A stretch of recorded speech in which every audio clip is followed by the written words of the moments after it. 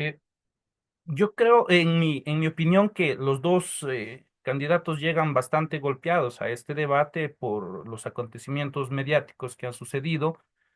El, el presidente Noboa tiene el lastre de haber estado ya en el gobierno y haber hecho poco, mientras González tiene también, digamos, el lastre de los 10 años del correísmo.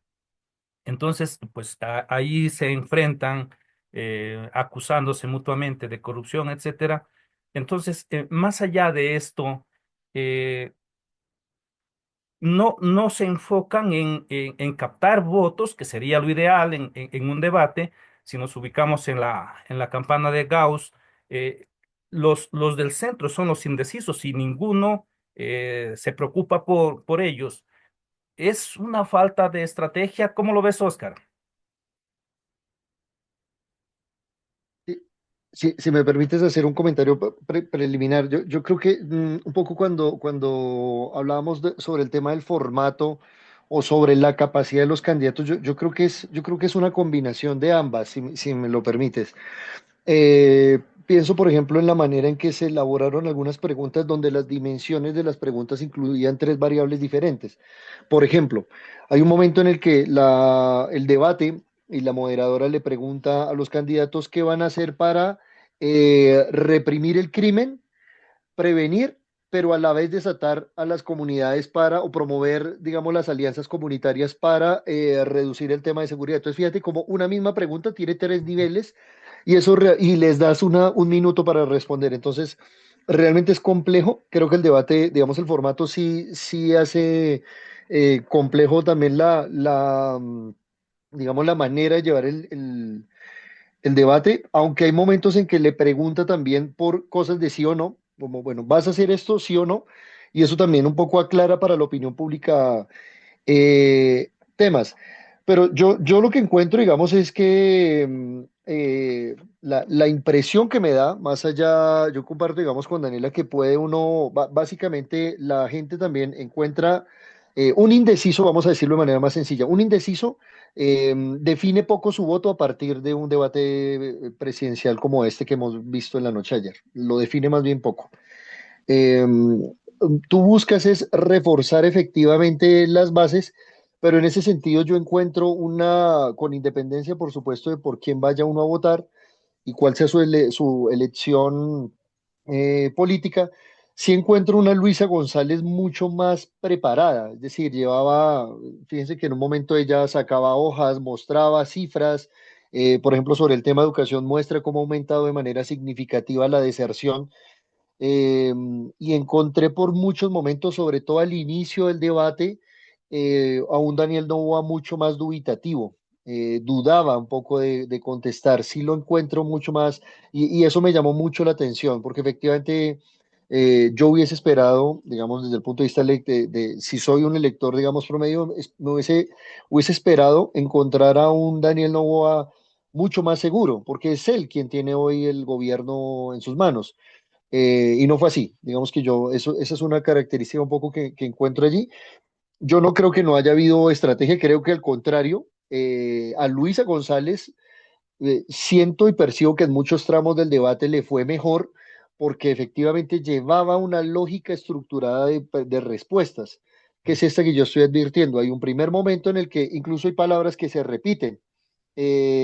No mientas, Daniel, no mientas, no mientas, no mientas. La palabra no mientas incluso se podría cuantificar, aparece un montón de ocasiones porque ella básicamente lo que busca es esa lógica que he planteado y hay un primer momento de su respuesta en el que ella ataca a su contrincante y un segundo momento en el que allí sí da respuestas. Y eso me parece que es claramente una estrategia deliberada de comunicación. Entonces, más que falta de estrategia, sí, lo que encuentro es que sí hay una estrategia. Y es una estrategia para hacer sólidas las bases y para tratar de arañar indecisos, pero lo veo realmente muy, muy complejo porque no, insisto, los debates no son programáticos, uno, y dos, el elector promedio que está indeciso no va a buscar su definición en un debate presidencial, y menos casi a falta de, no sé, 20 días, un poco más de la jornada electoral.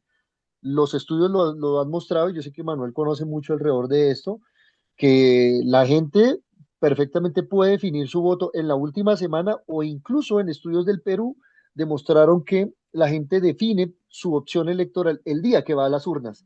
Entonces los debates movilizan más bien poco a los indecisos, creo yo. Perfecto, muchas gracias. En este mismo orden, Daniela, ¿tú crees que, digamos, este debate define alguna línea de digamos, de aceptación popular de cara ya a las elecciones o pues de aquí a las 3 semanas que faltan, la gente se olvidará del debate y más bien lo que hagan de aquí hasta la campaña electoral, digamos, hasta las elecciones en la campaña electoral, va a definir en definitiva el resultado. ¿Qué piensas tú, Daniela? Bueno, habrá que observar en estos días, específicamente en esta semana, las reacciones del post-debate, porque esas exposiciones de personalidad, digamos, o de capacidad de respuesta de los candidatos, ahora las vamos a observar mucho más en el tema de la campaña. El debate que nosotros pudimos observar anoche también es un reflejo de la polarización que vive en nuestro país. Porque nosotros vimos esto y evidentemente confirmamos que estamos muy divididos. Y la campaña se espera que no sea una campaña amigable, para nada.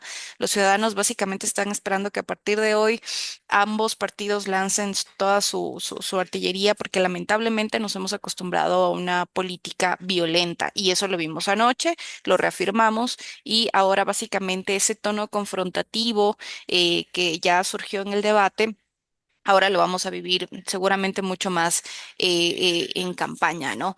Ahora, aquí también a nosotros nos resulta una oportunidad súper importante para analizar esa calidad del discurso político.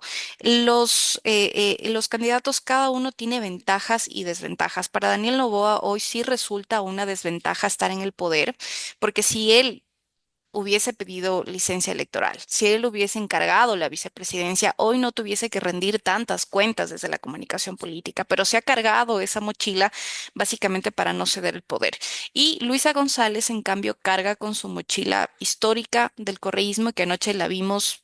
Básicamente intentando desmarcarse todo el tiempo en algunos momentos del debate, mientras Novoa le decía, pero tú eres Correa, ella muy enfática, muy confrontativa, dijo yo no soy ni Arauz ni Correa, yo soy Luisa y soy yo la que voy a gobernar, intentando desmarcarse de esas figuras ya desgastadas de su partido, ¿no? Entonces creo que ambos candidatos ahora llegan a la campaña con ambas mochilas que son pesadas, son muy pesadas para el electorado y es posible que el ecuatoriano que todavía no sepa por quién votar, sí se decida en el último tramo de la campaña, ya sea por el nulo o por influencia de alguno de los dos candidatos que resulte menos agresivo para él. Pero eso va a ser complicado. Eso va a ser complicado porque aquí lamentablemente en Ecuador no hay un control moderado de de las campañas políticas digitales, por ejemplo. Entonces los ciudadanos estamos bombardeados en redes sociales, ya ni siquiera en los medios tradicionales, a pesar de que anoche la conversación sí la lideraron los medios tradicionales como Ecoavisa y Teleamazonas, que trataron de llevar la conversación lo más objetiva posible. A diferencia de medios digitales que sí evidentemente tienen un sesgo y trataron de volcarlo por ahí. Los medios tradicionales en este país todavía tienen una credibilidad significativa, incluso en el entorno digital, ¿no? Pero yo creo que a partir de ahora que empieza la campaña electoral, el ciudadano que aún no sabe por quién votar, va a analizar bien ese postdebate en esta semana, pero los últimos días van a ser definitivos. En la campaña anterior, pues al día siguiente, la mayoría de analistas decían quién es el ganador, quién es el perdedor. ¿Se puede hablar de un ganador y un perdedor en este debate, Daniela? Bueno, tratando de ser objetiva, digamos, desde el punto del discurso político y de la comunicación política, yo sí creo que Luisa González se posicionó mucho más. Desde las frases que se viralizaron, no posicionó propuestas, lamentablemente, que es lo que el ciudadano hubiese esperado, pero sí tuvo mucho más relevancia que Daniel Noboa en el espectro mediático. O sea, resulta mucho más visible. De hecho, la ventaja que tuvo ella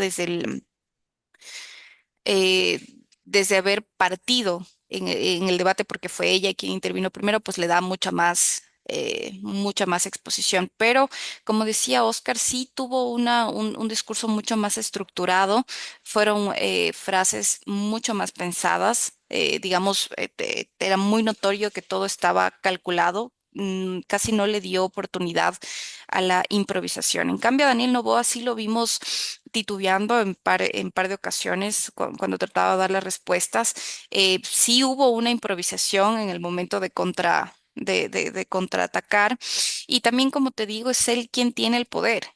Entonces, que él no haya podido posicionar sus logros como gobierno sí es un traspié impresionante para un candidato que cuando él llega a la presidencia resultó un outsider total en el sentido de que a él, si te pones a analizar, no es que le fue tan bien en el debate presidencial cuando llega a la presidencia.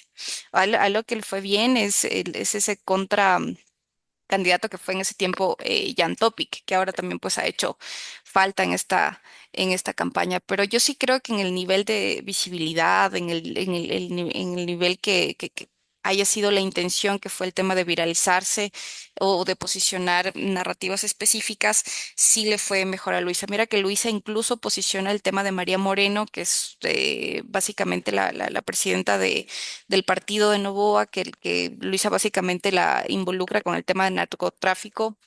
Una denuncia, digamos, grave en este contexto, pero ella lo posiciona. Anoche se denunciaba que incluso la página de fiscalía no estaba hábil porque seguramente la gente entró a buscar quién es María Moreno. Entonces sí visibilizó temas, el tema del pago de la deuda al SRI, o sea, el tema de su familia, sí creo que lo logró poner mucho mejor de lo que Novoa logró poner el tema del correísmo en su narrativa.